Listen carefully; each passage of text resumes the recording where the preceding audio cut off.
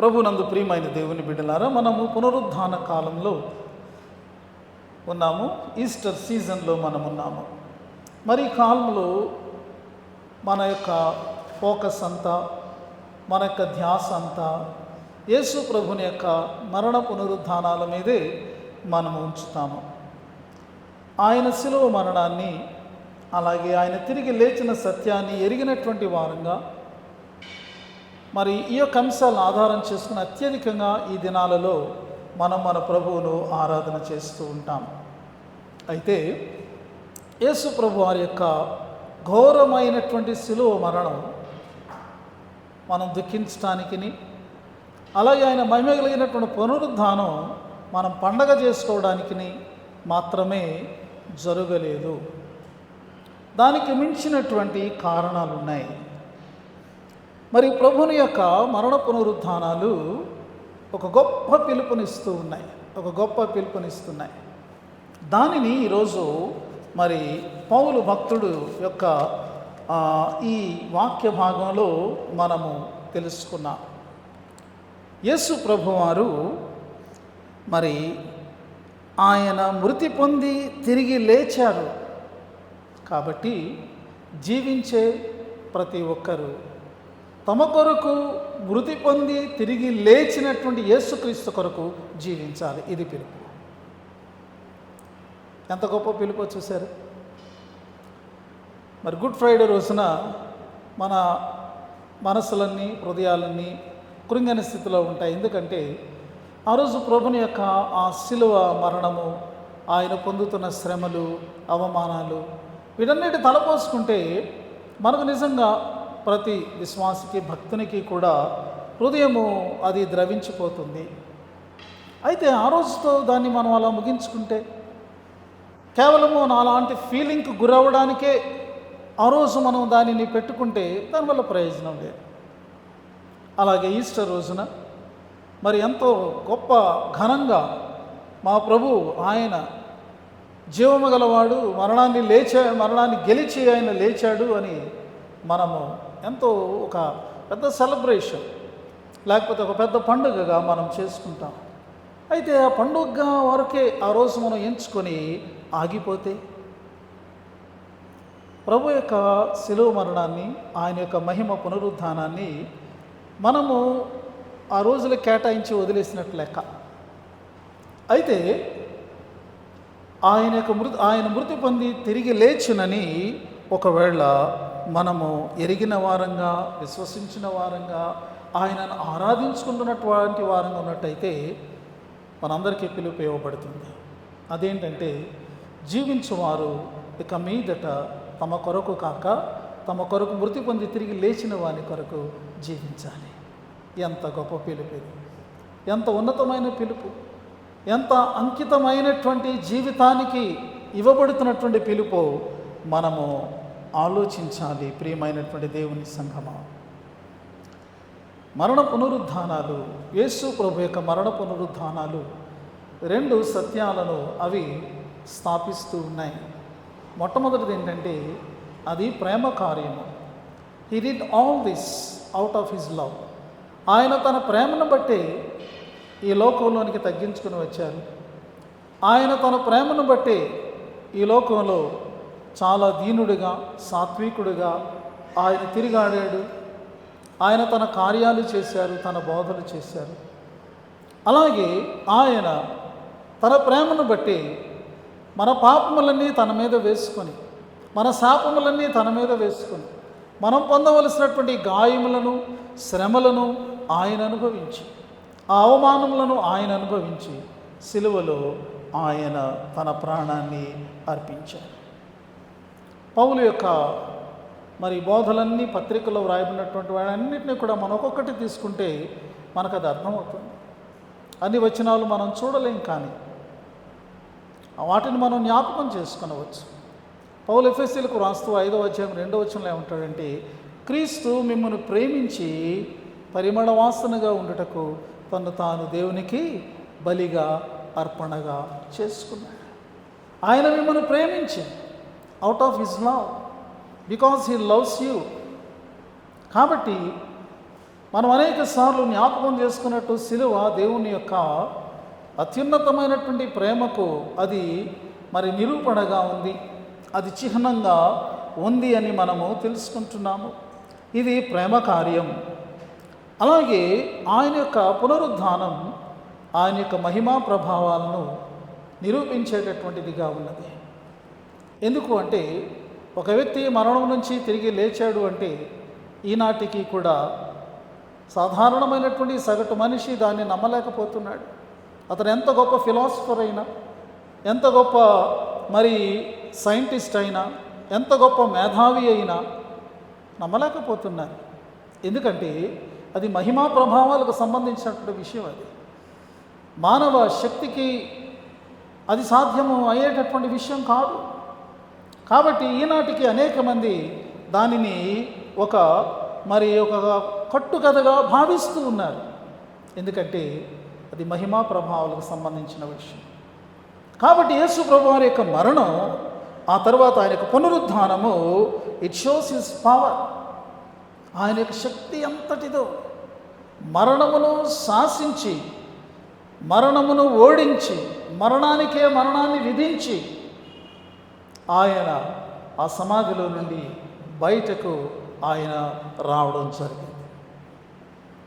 ప్రియమైనటువంటి వారులారా, మరి మనకు ఇవ్వబడుతున్నటువంటి పిలుపు, జీవించువారు ఇక మీదట తమ కొరకు జీవించటం కాదు.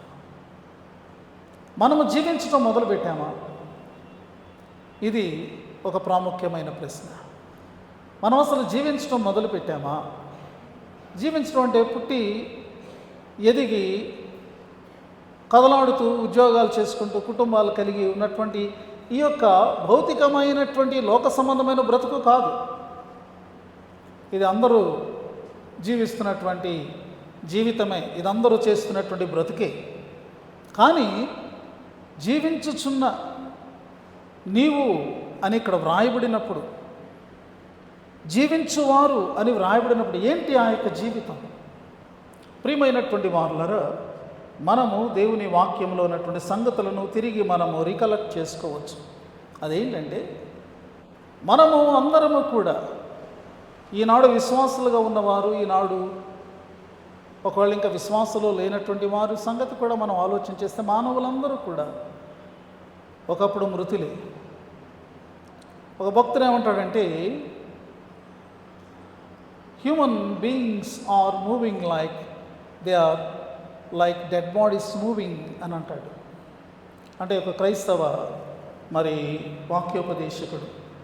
ఎందుకు అంటే ప్రతి వ్యక్తి కూడా పాపంలో జీవించటం వల్ల, పాపపు కార్యాలు చేయడం వల్ల, పాపం యొక్క తలంపులు తలంచడం వల్ల, పాపపు త్రోవలలో నడవటం వల్ల అతడు దేవునితో డిస్కనెక్ట్ అయి ఉన్నాడు. దేవునితో సంబంధం లేనటువంటి వాడుగా ఉన్నాడు.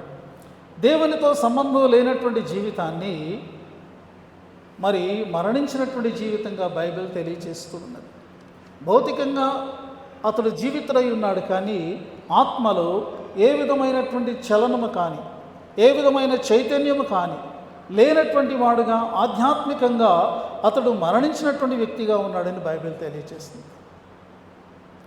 ఇదే పౌలు ఎఫెసీలకు రాస్తూ చెప్పిన మాట మనకు గుర్తుంది కదా, మనము పాపముల చేతను అపరాధముల చేతను చచ్చిన వారమై ఉన్నాము. అది మానవుల యొక్క స్థితి. అయితే ఎప్పుడైతే మనము సువార్తను మనం విన్నాము, సువార్త అనేటటువంటి జీవపు వెలుగు మృతులైనటువంటి మన మీద, మన ఆత్మల మీద, మన హృదయాల మీద ప్రకాశించిందో, అంటే మనం ఎప్పుడైతే యేసుక్రీస్తు ప్రభు గురించి మనం విన్నామో మనకు ఒక మేలు కొలుపు అనేటటువంటిది వచ్చింది. దైవికమైనటువంటి చైతన్యం అనేటటువంటిది ఒక కదలిక మనిషిలో మరది ఆరంభమైనది. ప్రియమైనటువంటి వారులారా, ఆ యొక్క కదలిక మనలను క్రీస్తు తట్టు ఆకర్షించడం అనేటటువంటిది జరిగింది.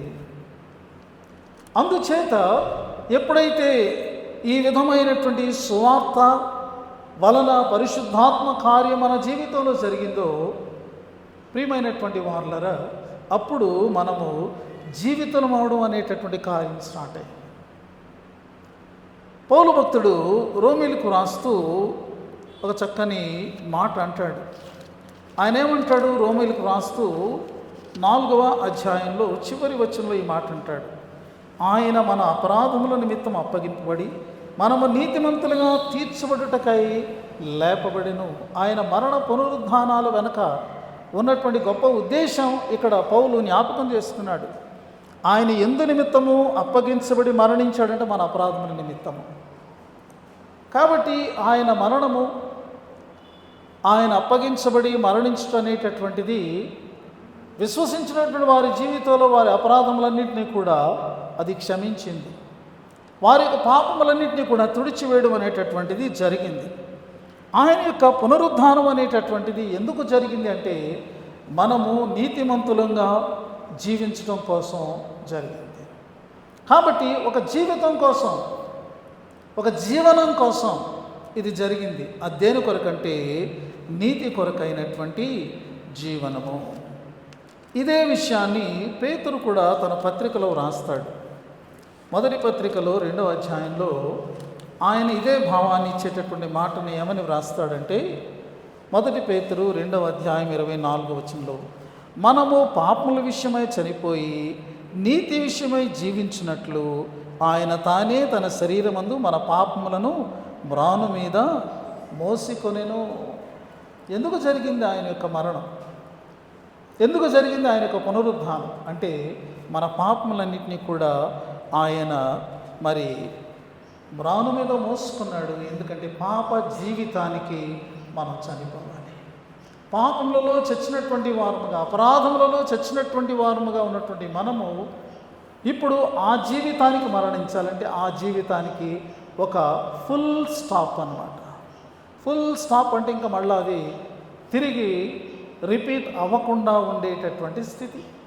కాబట్టి ఆ యొక్క పాపములకు చనిపోయినటువంటి వారముగా మనము ఇప్పుడు నీతి విషయంలో జీవించినట్లు ఇదంతా జరిగింది అంటాడు. కాబట్టి ఇప్పుడు మనం ఒక జీవనం కొరకు పిలువబడ్డాం. ప్రియమైనటువంటి వారులారా, ఈ యొక్క జీవనము ఇది ఎవరి కొరకు? ఏంటి యొక్క పర్పస్? ఏంటి దీని యొక్క అంతరార్థం? ఏంటి దీని యొక్క ఉద్దేశం? అంటే ఇదిగో ఇలాగున ఒకప్పుడు మరణించిన నీవు ఇప్పుడు నీవు తిరిగి లేచావు యేసుక్రీస్తును. ఒకప్పుడు పాపములో చచ్చి, అపరాధములో చచ్చి ఉన్నటువంటి నీవు క్రీస్తుకు మరణ పునరుద్ధానాల వల్ల నీవిప్పుడు జీవితుడవయ్యావు, జీవితురాలవయ్యావు. మరి జీవితం తిరిగి నీ కోసం నువ్వు జీవిస్తావా?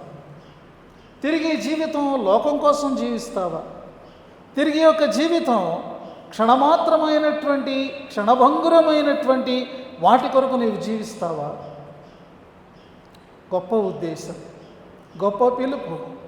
జీవించువారు ఇక మీదట తమ కొరకు కాదు, తమ కొరకు మృతి పొంది తిరిగి లేచిన యేసుక్రీస్తు కొరకు జీవించాలి అనేటటువంటిది.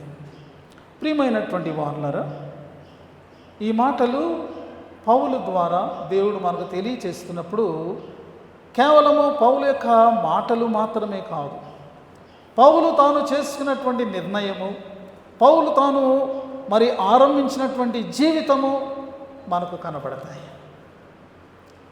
పౌలు భక్తుడు ఏమంటాడు అంటే ఫిలిప్పీలకు రాస్తూ ఒక మాట అంటాడు.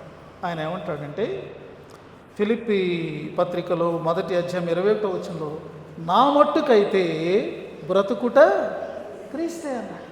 For me to live is Christ. నేను బ్రతకడానికి ఏదైనా కారణం ఉంది, ఏదైనా ఉద్దేశం ఉంది అంటే అది క్రీస్తే అంటాడు.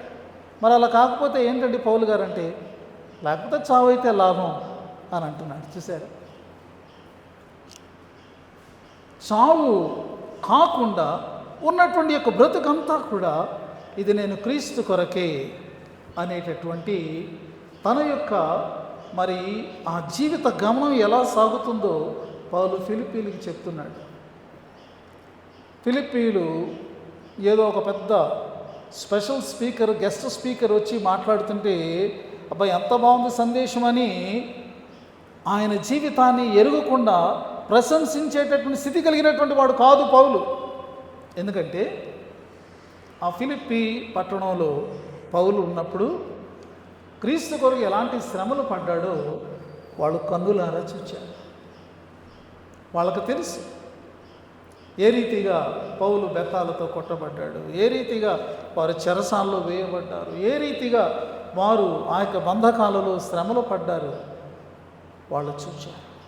కాబట్టి పౌలు ఈ మాట అంటున్నప్పుడు పౌలు ఈ మాట అనడానికి అతనికి అర్హత ఉంది. నా మట్టుకైతే బ్రతుకుట క్రీస్తే. జీవించువారు ఇక మీదట ఏమని చెప్పాలి? నా మట్టుకైతే బ్రతుకుట క్రీస్తే. పౌలు ఇంకొక చోట ఏమంటాడు? గలతీలకు రాస్తూ ఆయన ఈ మాట మాట్లాడతాడు. 2వ అధ్యాయము 20వ వచనంలో ఆయన తన యొక్క మరి డెసిషన్ని మనకు తెలియచేస్తున్నాడు. 2:20లో ఏమంటాడంటే, నేను క్రీస్తుతో కూడా సిలువ వేయబడి ఉన్నాను, ఇకను జీవించువాడను నేను కాదు. అంటే ఇప్పుడు ఈ యొక్క జీవితంలో ఇది నేను జీవిస్తున్నానని అనుకోవడం లేదు. ఈ జీవితం అంతా కూడా నేను క్రీస్తుకు అర్పించాను కాబట్టి క్రీస్తే నా యందు జీవించుచున్నాడు. నేను ఇప్పుడు శరీరమందు జీవించుచున్న జీవితము నన్ను ప్రేమించి నా కొరకు తాను అప్పగించుకున్న దేవుని కుమారుని యందలి విశ్వాసము వలన జీవించుచున్నాను. He surrendered his life to Christ. క్రీస్తుకు తన జీవితాన్ని అప్పగించుకున్నాడు.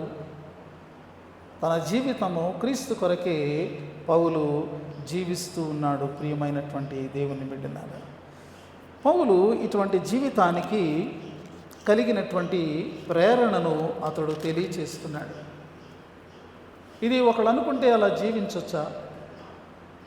ఒకరు తన శక్తితో ఇలాంటి జీవితాన్ని జీవించగలరా అని మనం ఆలోచన చేస్తే మనం చాలాసార్లు చాలా ఆత్మీయంగా ఉండాలనుకుంటాం, చాలా ఖచ్చితంగా ఉండాలని అనుకుంటాం, లేకపోతే చాలా దేవునికి అన్ని విషయాల్లో లోబడిన వారంగా ఉండాలి, వాక్యానుసారంగా ఉండాలి అని మనం అనుకుంటూ ఉంటాం. కానీ అనేక సార్లు మన జీవితాలు మనం పరిశీలించుకున్నప్పుడు మనం అనుకున్నంతగా మనం లేనటువంటి వారు మనకు అర్థమైపోద్ది. మన జీవితంలో పడిపోవడం, తప్పిపోవడం, అపజయం పాలవడం, ఇవన్నీ కూడా మనకు అనుభవాలే. ప్రియమైనటువంటి వారులారా, పౌలు ఏమంటున్నాడు అంటే, క్రీస్తు ప్రేమ మమ్మును బలవంతము చేయించున్నది. పౌలును చూచినటువంటి వారు అంటున్నారట, ఇంతలాగా దేవుడి పేరు అని చెప్పుకొని ఇంతలా జీవించేయాలా? ఎంత నీతిగా జీవించాలా? ఎంత ఖచ్చితంగా ఉండాలా? ఇంత పరిశుద్ధంగా జీవించాలా? లేకపోతే ఇంత శ్రమకు సిద్ధపడాలా? ఇన్ని కష్టాలు పడాలా అని పౌలును చూచి చాలామంది మరి ఇలాంటి కామెంట్స్, విమర్శలు చేసినటువంటి వారు ఉన్నారని మనకు అర్థమవుతూ ఉన్నది. నువ్వు నిజంగా నీతిగా జీవించడం మొదలు పెడితే నీతోటి క్రైస్తవుడు, నీతోటి క్రైస్తవురాలే తప్పకుండా నిన్ను కామెంట్ చేస్తారు.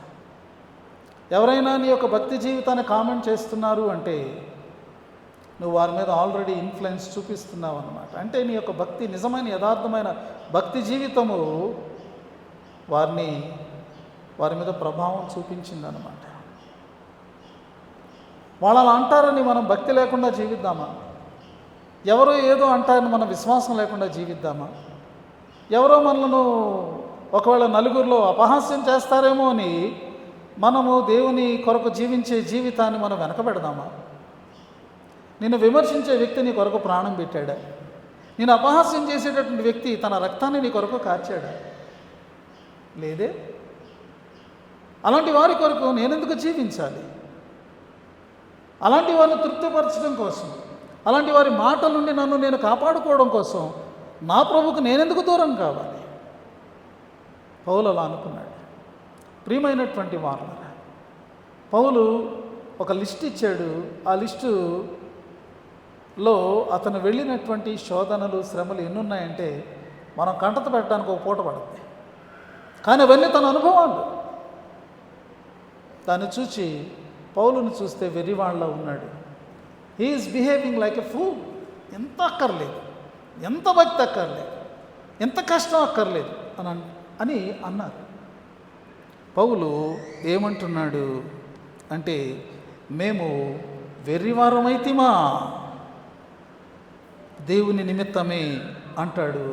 13వ వచనంలో మనము ఒకవేళ గమనించగలిగినట్లయితే, ఇంకొక చోట కూడా మేము వెర్రివారం అయితేమా అని అంటాడు.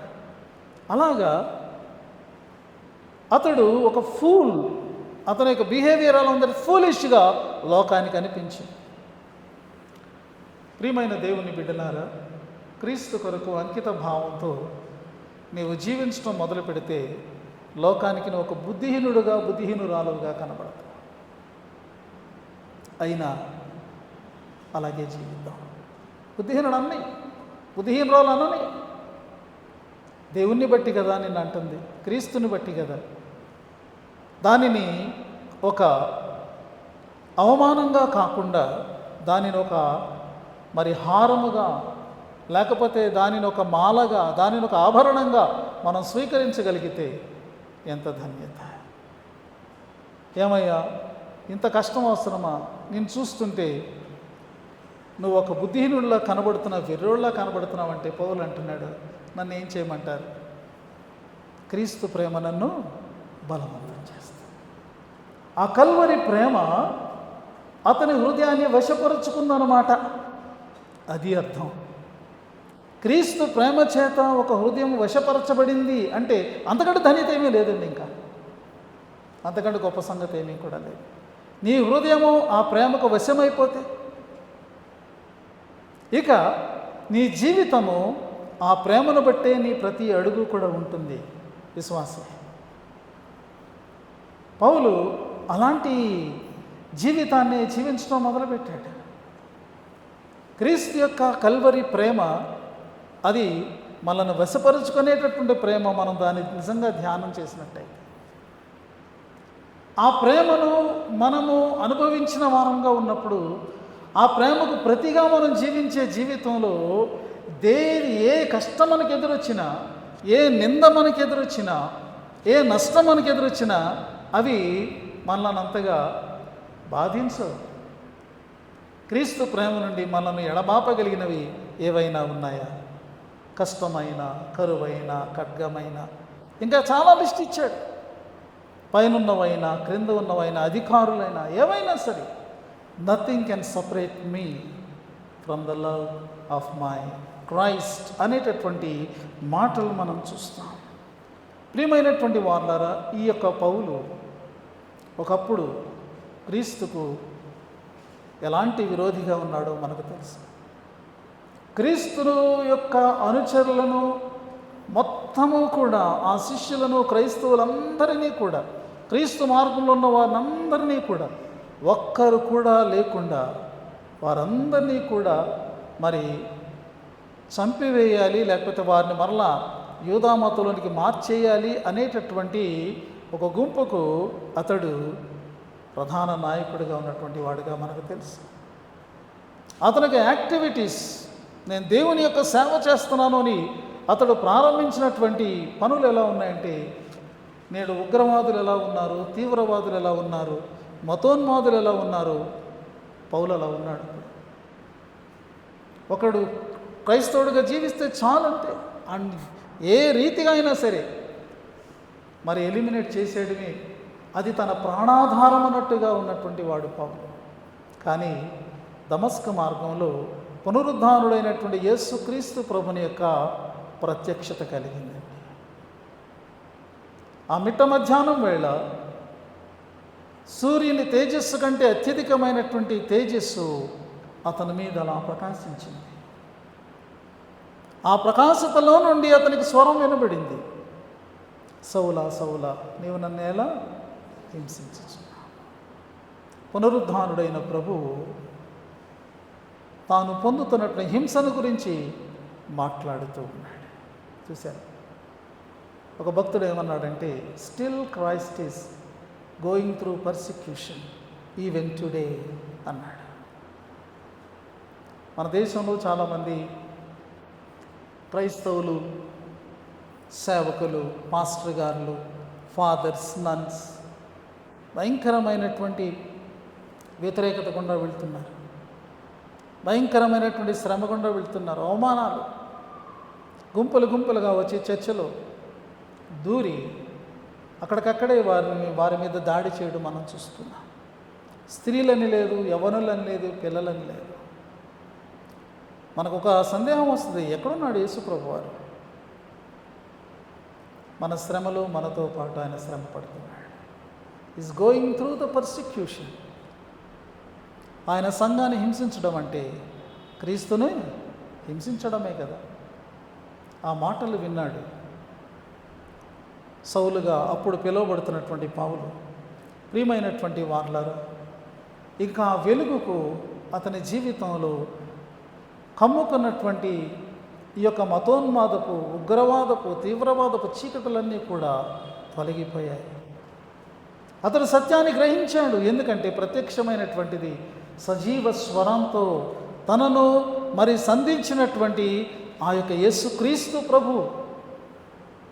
దానిని అతడు కాదనలేడు. ఒక వ్యక్తి తన జీవితంలో దేని కాదనలేడంటే తాను పొందినటువంటి అనుభవాన్ని కాదనలేడు. That was his experience. కాబట్టి ఆ యొక్క దర్శనమునకు పౌలు లోబడిన వాడై అంటాడు. తన సాక్ష్యం చెప్తాడు. పరలోకము నుండి కలిగినటువంటి దర్శనానికి నేను లోబడిన వాడనై ఇప్పుడు నేను ఇదిగో ఆ యేసు పునరుద్ధానుడు అని నేను చెప్తున్నాను. నా జీవితాన్ని నేను ఆయనకు అంకితం చేశాను అని అంటాడు. కాబట్టి జీవించువారు ఇక మీదట తమ కొరకు కాక క్రీస్తు కొరకు జీవించాలి అంటే దీని అర్థం ఏంటి అంటే, ప్రియమైన వార్లారా, నీ జీవితం ద్వారా, నా జీవితం ద్వారా యేసుక్రీస్తుకు మహిమ కలగాలి. ఉదయం లేచింది మొదలుకొని రాత్రి పడుకునే వరకు మనము ఒకసారి ఆ దినాన్ని పరిశీలన చేసుకొని, ఈరోజు నా వలన నా ప్రభువుకు మహిమ కలిగిందా? ఎక్కడైనా నా ప్రభువుకు నా వల్ల అవమానం కలిగిందా? జీవించేవారికి మీదట తమ కొరకు కాక తమను ప్రేమించినటువంటి క్రీస్తు కొరకే జీవించాలి అంటే అర్థం ఏమిటి అంటే ఆయన యొక్క చిత్తాన్ని నెరవేర్చడం. మనం ఏ స్థాయిలో ఉంటే ఆ స్థాయిలో, ఏ స్థలంలో ఉంటే ఆ స్థలంలో, మన సామర్థ్యం ఎంతైతే అంత మట్టుకు ఆయన చిత్తాన్ని నెరవేర్చు వారంగా మనం ఉండాలి. మనం ఒకసారి పరిశీలన చేసుకోవాలి. ఇదేనో నేను నా దేవుని చిత్తాన్ని, నా ప్రభు యొక్క చిత్తాన్ని, నా కొరకు మృతి పొంది తిరిగి లేచిన వాని చిత్తాన్ని నేను నెరవేర్చానా? లేకపోతే ఈరోజు నా చిత్తాన్ని, నా ఇష్టాన్ని నేను నెరవేర్చుకున్నాను? జీవించువారు తమ కొరకు కాక తమ మరి మృతి పొంది తమ కొరకు లేచినటువంటి క్రీస్తు కొరకే జీవించాలి అంటే అర్థం ఏంటి అంటే మన జీవితం పూర్తిగా ఆయనకు విధేయత కలిగిన జీవితంగా ఉండాల్సినటువంటి అవసరం ఉందండి. అన్ని విషయాల్లో కూడా, నీ పర్సనల్ లైఫ్లో, నీ మోరల్ లైఫ్లో, నీ యొక్క ఫ్యామిలీ లైఫ్లో, నీ ఫ్యామిలీ రిలేషన్షిప్స్లో, నీ యొక్క జాబ్లో, నీవు చేసే బిజినెస్లో, నేమ్ ఇట్ ఎనీథింగ్, అందులో ఆయనకు విధేయత కలిగి జీవించడమే తమను ప్రేమించినటువంటి వాని కొరకు జీవించడం అంటే అర్థం. ప్రియమైనటువంటి వారులారా, అంటే మనం వేసే ప్రతి అడుగులో కూడా మనము ఎటువంటి స్పృహ కలిగి ఉంటామంటే మృతి పొంది తిరిగి లేచినటువంటి యేసుక్రీస్తుని గురించినటువంటి స్పృహను కలిగినటువంటి జీవితం. ఇలాంటి స్పృహ కలిగి ఉండడమే క్రీస్తులో మనము నిలిచి ఉండడం. This is called abiding in Christ. క్రీస్తునందు మీరు నిలిచి ఉండాలి. ఇదిగో మీరు నా యందునో నా మాటలు మీ యందునో నిలిచి ఉంటే మీకు ఏది ఇష్టమో అడగండి, అది నేను మీకు ఇస్తానన్నాడు కదా ప్రభు. నిలిచి ఉండడం అంటే ఏంటి అర్థం? Every minute, every second you have the consciousness of Christ. క్రీస్తు యొక్క అస్పృహలో మనము జీవించటం అన్నమాట. ఎక్కడ మనం ఆ స్పృహలో నుండి బయటికి వెళ్ళిపోకుండా, ఎక్కడ మనం ఆ యొక్క మరి పరిధిలో నుండి బయటికి వెళ్ళిపోకుండా మనం జీవించటం. ఈరోజు ప్రభువు మరి అలాంటి చక్కటి పిలుపు కొరకు మరి పిలుపును ఆయన మనకిస్తూ మనల్ని ఆహ్వానిస్తున్నాడు. ఈ లోకంలో ఉన్నటువంటి వారు దైవికమైనటువంటి విషయాలను ఎలా ఆలోచిస్తారో తెలుసా? దేవుడు నా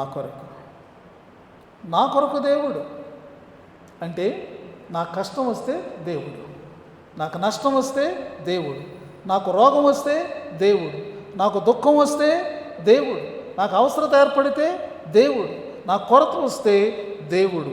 ఇలాగున ఎన్నైనా చెప్పుకోవచ్చు. కానీ క్రైస్తవ జీవితం ఏంటో తెలుసా? నేను క్రీస్తు కొరకు. I am for Christ, I am for God, I am living on this earth for the sake of my Christ. నన్ను ప్రేమించి నా కొరకు మృతి పొంది తిరిగి లేచిన క్రీస్తు కొరకు నేను ఇక్కడ ఉన్నాను. ఇది పరిపక్వమైనటువంటి క్రైస్తవ ఆధ్యాత్మిక జీవితం. దేవుడు నా కొరకు అనుకునేటటువంటిది ఇంకా బాల్య జీవితం, అది ఇంకా ఎదగనటువంటి జీవితం అన్నమాట. కానీ నీవు ఇప్పుడు ఒక స్టేజ్కి వచ్చావు. ఈ స్టేజ్లో నువ్వేమంటావంటే, ఇప్పుడు నేను ఇక్కడ ఎందుకున్నానంటే ఒక పర్పస్తో నేనున్నాను, ఒక రీజన్తో నేనున్నాను, ఒక ఉద్దేశం ఉంది నేను ఉండడానికి, అది క్రీస్తే. ప్రియమైన వారలారా, దేవుని వాక్యము ఎలా ఉందో చూశారు. ఆధునిక క్రైస్తవ సంఘం కార్యక్రమాలు జరిగించుకుంటూ, ఆచారాలు ఆచరించుకుంటూ, పండగలు చేసుకుంటూ, మళ్ళీ రొటీన్గా మళ్ళీ అవే చేసుకుంటూ వెళుతున్నటువంటి పరిస్థితులు కనబడుతున్నాయి. అందరూ కాదు, కానీ అత్యధికంగా. కానీ ఈరోజు అసలు ఆ ఉద్దేశం ఏంటి? ఇందులో మర్మం ఏంటి? దేవుడు ఏం కోరుతున్నాడు? దేవుని వాక్యం దేని కొరకు మనకు పిలుపునిస్తుంది? మనం ఇప్పుడు ఆ యొక్క స్టెప్లోనికి, ఆ యొక్క స్థాయిలోనికి మనం వచ్చామా లేదా ఒకసారి మనము ఆలోచించుకోగలిగితే ప్రియమైన వారులను మన జీవితాలు సార్థకమవుతాయి. ఈరోజు దేవుని వాక్యం ద్వారా దేవుడైతే మనల్ని పిలుస్తున్నాడు. జీవించువారైన మీరు ఇక మీద కూడా మీ కొరకే జీవిస్తారా? లేకపోతే మీ కొరకు మృతి పొంది తిరిగి లేచిన నా కొరకు జీవిస్తారా? కాబట్టి ప్రభు సన్నిధిలో మనం యొక్క ప్రశ్నకు సరైనటువంటి సమాధానం ఇవ్వడానికి మనం ఆయత్తపడదాం. పరిశుద్ధాత్మ దేవుడు అలాంటి కృపను, శక్తిని మనందరికీ మెండుగా అనుగ్రహించునుగాక. ఆమేన్.